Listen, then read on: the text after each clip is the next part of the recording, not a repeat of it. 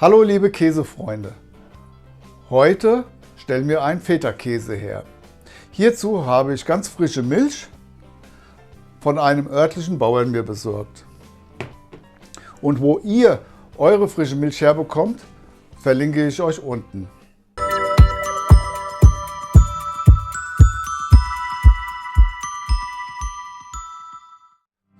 Als erstes werden wir die frische Milch auf 27 Grad erhitzen.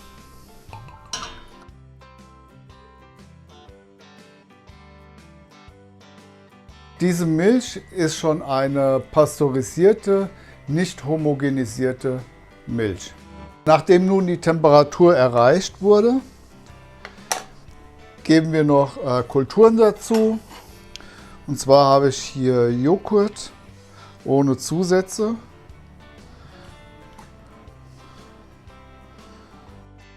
Das Ganze dann auch noch gut umrühren. Und so bleibt die Milch jetzt circa eine Stunde stehen, damit der Feta-Käse dann im Nachhinein auch Geschmack bekommt. Nachdem nun die Bakterien Zeit hatten, sich zu entfalten, erwärmen wir die Milch auf 37 Grad.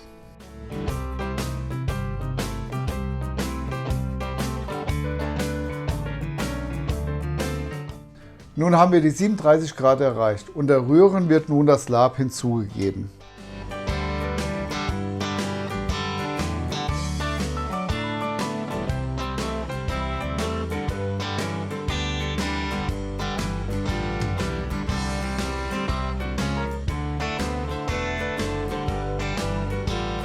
Die Milch sollte nun auch stillstehen, denn sonst kann das Lab nicht reagieren.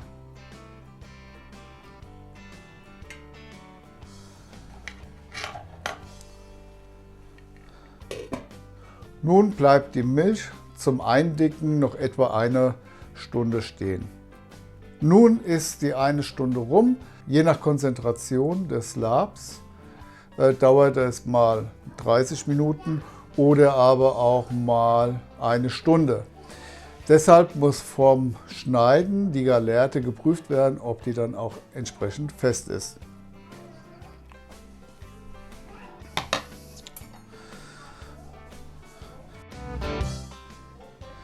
Hier wird einmal geprüft, ob die Gallerte schön auseinander geht, dass sie nicht reißt. Und hier ist sie perfekt. Jetzt wird die Gallerte zum Bruch geschnitten. Solltet ihr keinen Bruchschneider haben, tut es auch ein entsprechendes Messer. Hier wird jetzt im Abstand von einem Zentimeter jeweils ein Längsschnitt durchgeführt,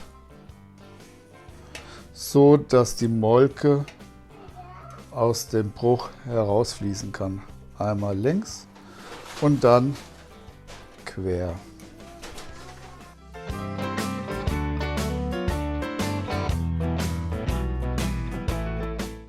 Nun lassen wir den Bruch jetzt 15 Minuten ruhen.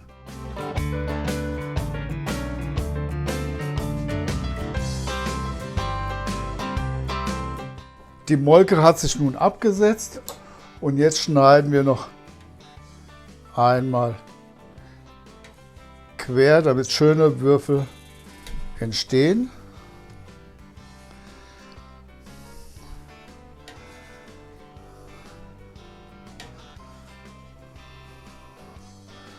Und lassen das Ganze dann auch noch mal 5 Minuten ruhen.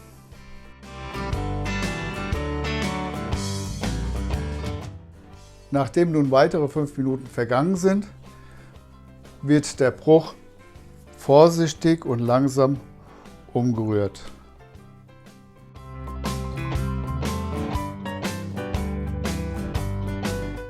So, nun wird der Bruch wieder 10 Minuten ruhen gelassen.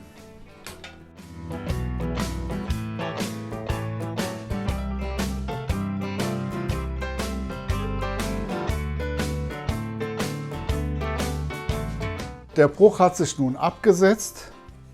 Jetzt wird es umgerührt.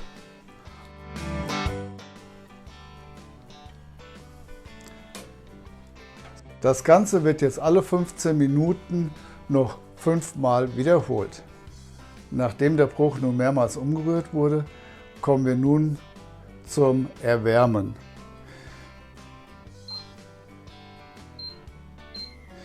Hier wird der Bruch-Molke-Gemisch letztmalig dann auf 37 Grad erhitzt. Somit wird noch etwas Molke dann aus dem Bruch herausgezogen.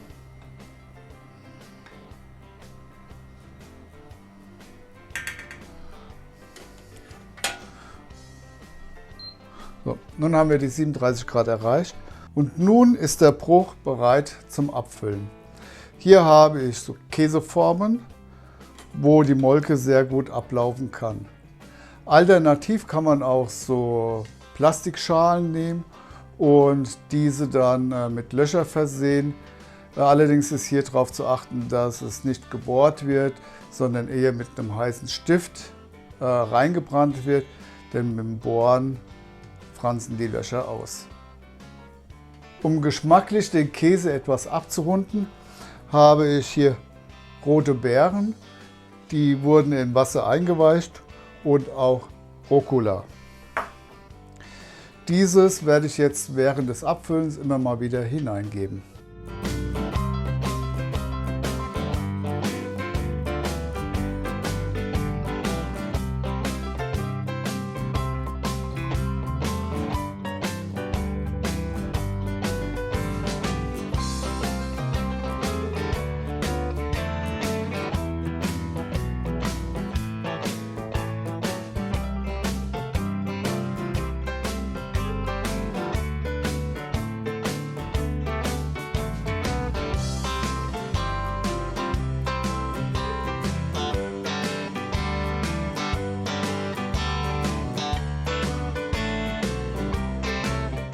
Nachdem der Käse nun abgefüllt ist, kommen hier die Pressdeckel drauf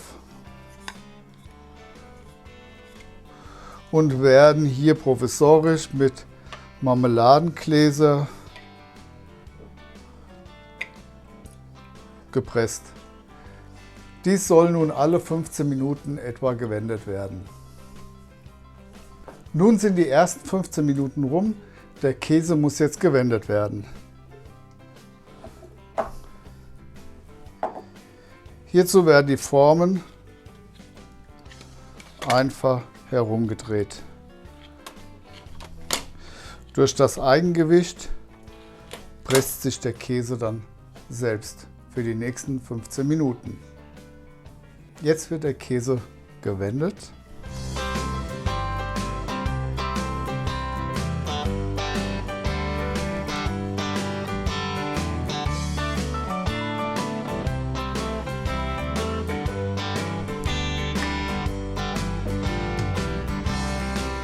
Das Ganze wird nun 4-mal alle 15 Minuten wiederholt.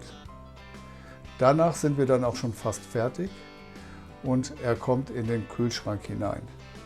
Morgen früh geht es dann weiter. Hallo beim Tag 2 der Käseherstellung. Der Käse war jetzt über Nacht im Kühlschrank, hat auch noch einiges an Gewicht verloren und schaut nun so aus.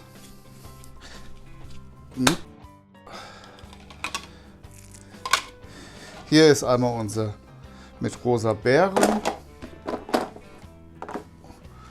und auch noch den mit Rucola. So. Nachdem er nun ein bisschen Gewicht verloren hat, wird er gesalzen. Kann ruhig großzügig gesalzen werden. Von jeder Seite. Schön.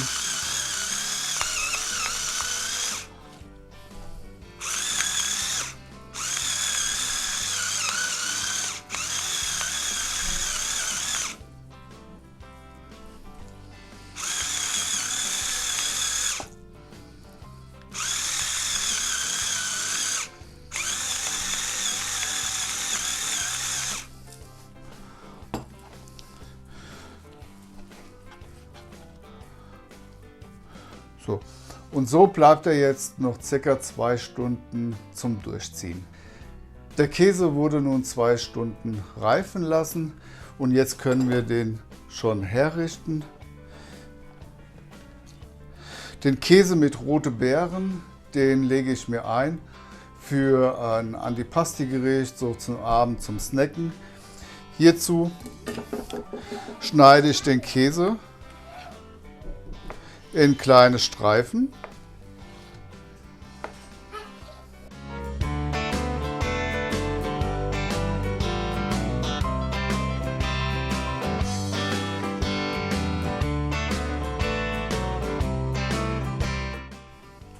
Und so schaut er vom Anschnitt aus. Nun gebe ich den Käse in eine Schüssel hinein, fäche ihn ein wenig und das Ganze wird dann noch gewürzt. Hier habe ich eine Mischung aus Antipasti-Gewürz und ein Avocado-Topping.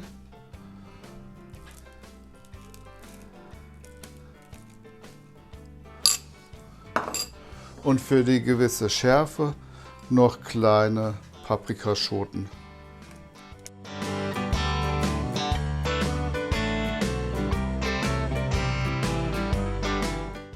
So, nun wird das Ganze mit Öl aufgefüllt, so dass es komplett bedeckt ist. Und dann verschlossen. Der Käse mit dem Rucola ist nun verzehrfertig.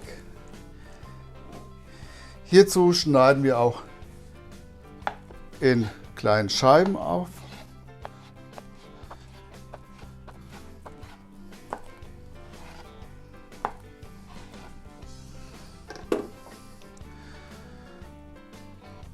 So, legen die ihn auf eine Schale oder Teller, je nachdem, was wir gerade zur Verfügung haben.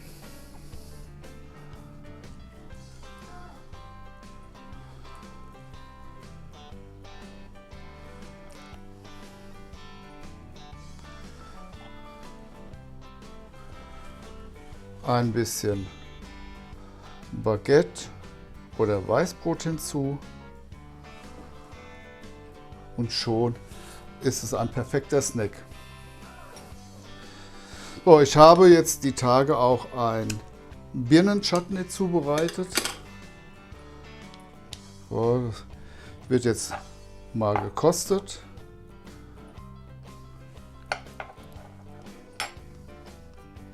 Boah, das ist auch, ups, man darf ja mit vollem Mund nicht reden, aber es ist einfach eine Geschmacksexplosion im Mund. Also nur zu empfehlen. Und wie das Birnen-Chutney gemacht wird, erfahrt ihr in einem anderen Video.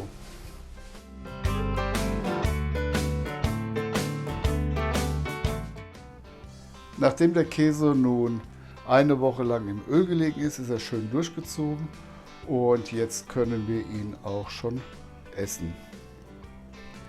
Hierzu lege ich das Ganze auf eine Schieferplatte auf.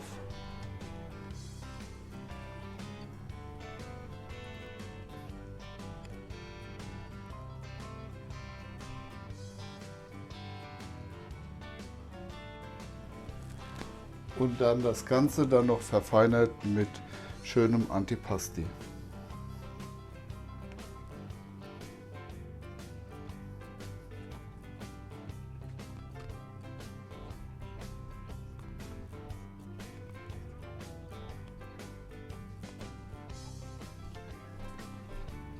Dann wünsche ich guten Appetit.